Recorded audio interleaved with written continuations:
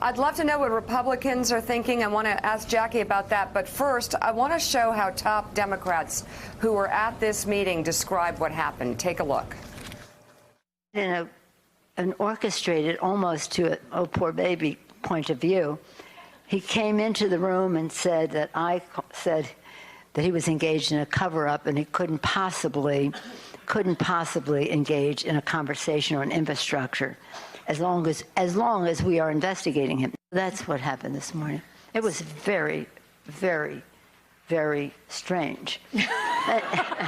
When we got in the room, the curtains were closed. The president, there was a place for him at the front so he could stand and attempt to tell us why he wouldn't do infrastructure. And of course, then he went to the Rose Garden with prepared signs that had been printed up long before our meeting.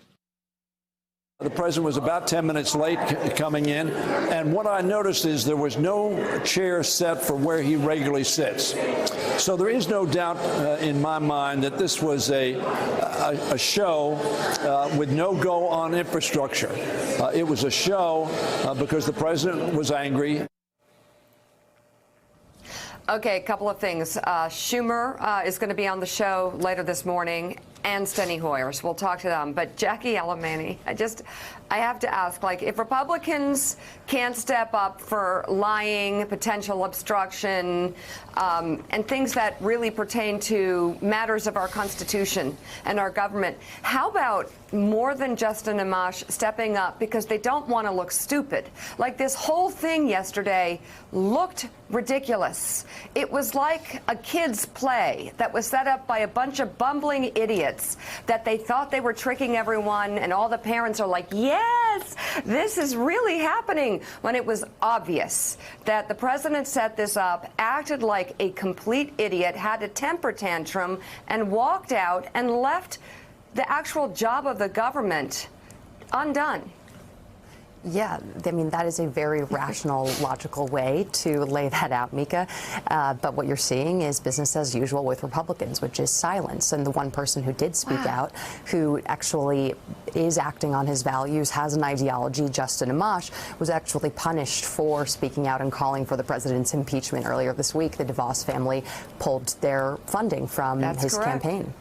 But, you know, I do think that really this is, again, business as usual with Republicans, and that the bigger issue at play here, and that I think why Republicans are so silent, is because of Pelosi's quandary on the Hill. There is this sort of mutual frustration society that's playing out within the Democratic ranks, where Pelosi is really losing control of her caucus. You have the impeachment team versus her squad, which is, let's stay the course. Let's let these legal proceedings play out. Things are on our side. We've had a bunch of wins this week, and instead it's being overshadowed by all of this impeachment talk. Let the president, hold his theatrics as he did in the Rose Garden, which in their perspective seemed to be clearly premeditated by him in order to, there was, as she said, there didn't seem to ever be any plan to talk about infrastructure. But the message that Pelosi gave on the Hill in that clip you just showed, where she talked about how a unified Democratic caucus can be the most effective tool here, that wasn't a message for that audience. That was a message for her leadership, even, that has really fractured. Eddie, the country's on some level become numb to this circus that we watch every day, but this was an extraordinary day, even by that measure. Just the word that keeps coming back to my mind is pathetic.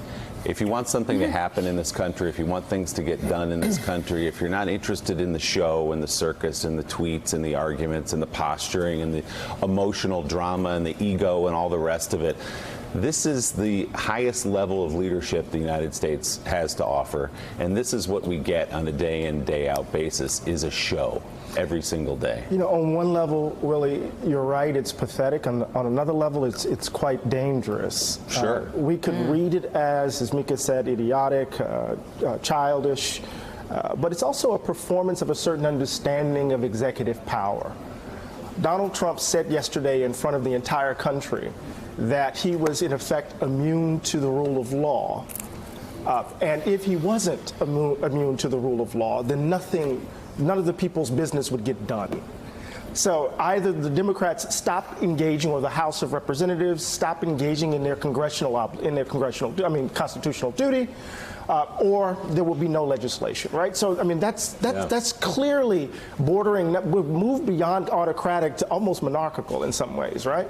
And then to go back to Joe's earlier point at the top of the hour, and that is to say that he engages in bad faith because in some ways he despises his interlocutors.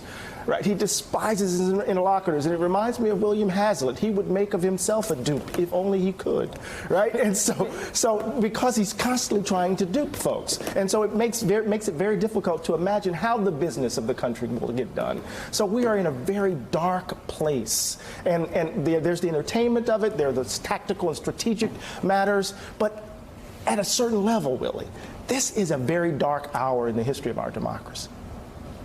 Well, I mean, I completely agree. I mean, he in 2016, what did he say?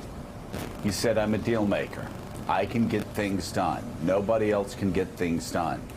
We're going to build a wall, and Mexico's going to pay for it. Believe me."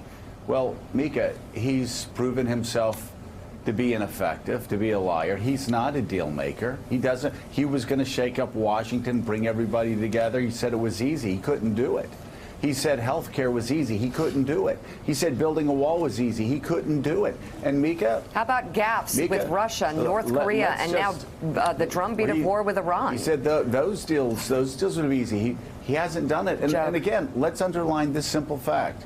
Republicans had a monopoly of power Donald Trump's first 2 years in Washington, D.C. And Mika, none of this has gotten done. So people out there that are saying, "I like Trump because he can get..." No, he's not getting anything done. You say he's shaking things up? Yeah, just like putting a horse in a hospital.